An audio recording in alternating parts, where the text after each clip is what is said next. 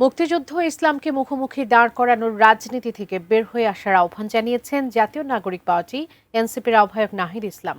মঙ্গলবার বিকেলে মহান বিজয় দিবসে দলটির আয়োজনে আগ্রাসন বিরোধী পদযাত্রায় এই আহ্বান জানান তিনি। বাংলা মোটর দলীয় কার্যালয় থেকে শুরু হওয়া এই পদযাত্রা শেষ হয় শাহবাগে। বিস্তারিত জানাচ্ছেন সহকর্মী শেখর আজাদ।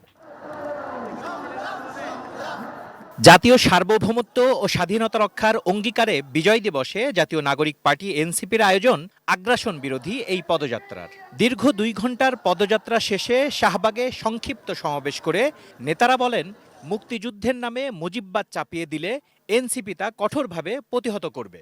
বাংলাদেশের স্বাধীনতা, বাংলাদেশের বিজয় দিবসকে, বাংলাদেশের জনযুদ্ধকে, বাংলাদেশের মানুষের সংগ্রামকে ভারতের বিজয় হিসেবে দেখানোর মধ্য দিয়ে নরেন্দ্র মোদী দৃশ্যত ইতিহাস বিকৃতি করেছে। বিশ্বমানের থার্মিক্স রড, সালাম স্টিল থার্মিক্স, দেশের একমাত্র থার্মিক্স রড। আমাদের দৃশ্যমান শক্তিকে ৭১ পরাজিত করেছি। আমাদের এই অদৃশ্যমান শক্তিকে পরাজিত করা শুরু হয়েছে ২৪ থেকে, এবং সে লড়াই অব্যাহত থাকবে।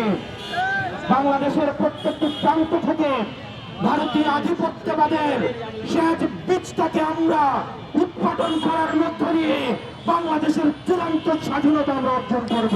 গত ৫৪ বছর ধরে চলে আসা বিভাজনের রাজনীতি থেকে বের হয়ে নতুন বাংলাদেশ বিনির্মাণের আহ্বান জানান এনসিপির আহ্বায়ক নাহিদ ইসলাম।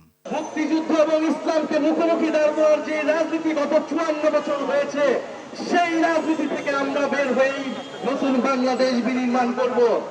ইসলাম আমার, মুক্তিযুদ্ধ আমার, জুলাইও আমার। এগুলো একে অপরের অবিচ্ছেদ্য অংশ। যারা এগুলোকে বিভক্ত করতে চায়, তারা এই ফ্যাসিবাদ কায়েম করতে চায়, তারা এই জাতিকে বিভক্ত করতে চায়। Shekhar Azad, ATN news, Dhaka.